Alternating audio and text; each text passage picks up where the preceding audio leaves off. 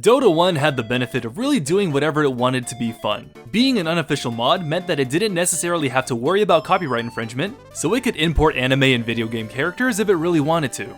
With the transition into Dota 2 and its involvement with the multi-billion-dollar Valve, it was in everyone's best interest to be a little more uptight with how they name their items and characters to repel those pesky lawyers. With that, here are Dota 2's renamed items. Using Warcraft 3 as a base for Dota, it's not surprising to learn that a lot of the items were taken directly from Reign of Chaos and Frozen Throne without changing the names. These items would reference things from the Warcraft universe, which, if Underlord, Windranger, or Outworld Devourer are any indication, is a big no-no. One of the more prominent examples is Lothar's Edge, which was renamed to Shadowblade in Dota 2. The item referenced the character in Warcraft 1 and 2, which had to be changed to avoid a little bit of copyright infringement, but the name was so catchy and succinct that people still refer to Shadowblade as Lothar's even today. Funny enough, Lothar's Edge was temporarily added as an item in World of Warcraft in 2009. While we're at it, Shadowblade is apparently an okay name despite it existing in the Warcraft universe. I won't argue it, but it does seem inconsistent. Khadgar's Pipe of Insight dropped the owner's name entirely when transitioning into Dota 2. This portion was let go due to Khadgar being a Warcraft character just like Lothar. Khadgar's Gem of Health also existed in the game, but luckily this was already named Voidstone, so it didn't need to undergo a revision. Kellen's Dagger of Escape was changed to the beloved Blink Dagger, but the origin of the namesake is a little different. The item already existed in the Warcraft files, but it was based on a Dungeons & Dragons character of one of the developers, David Fried. The name Kellen was given to two randomly generated characters, a Human Archmage and a Blood Mage. As it turns out, this contradicts the description given in a Warcraft tabletop RPG, Magic and Mayhem, which explains that Kellen was a stealthy rogue, so who the hell knows. Nathrezim Buckler also had its name shortened to Buckler because Nathrezim is the name given to the race of Dreadlords in Warcraft's lore. So unfortunately, Nightstalker will never be allowed to see all of his cousins ever again. In less dramatic fashion, a few items also had their names changed for a number of reasons not relating directly to the Warcraft lore. Circlet of Nobility was shortened to Circlet, Sobi Mask was changed to Sage's Mask, and Mask of Death was renamed to Morbid Mask. There hasn't been any official word as to why these items were modified from their original versions, but I would assume that it's because they were pre-existing items in Warcraft 3's base game, and a little differentiation couldn't hurt.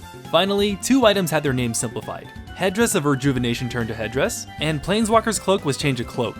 And to add a little bit of trivia, it was formerly called Cloak of the Magus, which was previously named Magus's Cloak. With references to the Butcher and Skeleton King, the original Dota's items also had its fair share of references to the Diablo series. Messerschmitt's Reaver was originally a unique axe in both Diablo 1 and 2, and so the name was reduced to Reaver in Dota 2. Eaglehorn had a similar background of being a unique bow, and was appropriately changed to Eagle Song. Cranium Basher was a unique maul, which turned into Skull Basher. Finally, Bariza Do Kianan was renamed Daedalus in the transition, but this one has more of an interesting story. So Bariza was a crossbow item that granted attack speed, as well as slowing down enemies' hit. If you haven't figured it out yet, Bariza Do Kianan is meant to be a romanization of the Japanese pronunciation for Blizzard Cannon. Got a bunch of dads on the Diablo team, it seems. The original Bariza in Dota actually slowed enemies and provided attack speed before 5.31, so thematically the item does fit in with the name. After this, the item had a rework which made it deal critical strike and could only be bought by ranged heroes. Of course, this did change in 5.55, where melee heroes were also allowed to purchase the item. Items in the original Dota were also love letters to old MMORPGs. Stygian Desolator came from Anarchy Online, and hey, if Desa looked like this in Dota, there'd be a lot less towers standing. But in Dota 2, both the name and size of the item were reduced. A handful of items came directly from Phantasy Star Online, though these weren't changed strangely enough. Sanj, Yasha, Black King Bar, and Monkey King Bar all had their likenesses represented in Dota while maintaining their aliases. It does seem weird that these items were left unaltered, especially when Valve seems so adamant about the naming policy. Same goes for Aghanim Scepter, which was named after a character in The Legend of Zelda: A Link to the Past and Oracle of Seasons. To wrap things up, there are also items that were renamed for any number of things. What we knew in Dota 1 as Boots of Elvenskin changed to Band of Elvenskin, most likely to avoid the confusing naming. This item doesn't provide explicit move speed, so leaving it as Boots would have been a terrible headache for new players. In 7.07, Ogre Club was renamed to Ogre Axe, but this was probably done to align with the item's icon, which definitely did not resemble a club by any stretch of the imagination. Very minorly, Scroll of Town Portal did begin life anew as the Town Portal Scroll in Dota 2. Reducing an item's name by a whole 2 letters is what a hero truly needs after all. Gwinsu Scythe of Vice dropped the name and merely became known as the Scythe of Vice. There's a lot of history behind Gwinsu's contributions to Dota, so naming an item after him was a fairly reasonable step. However, as Gwinsu did jump ship to League of Legends to work as a game designer, his title was removed likely to avoid any conflict or legal action that Riot may take against Valve. I mean, it's not like Gwinsu is without an item. He does have Rageblade named after him, and he also took Rylai's scepter with him.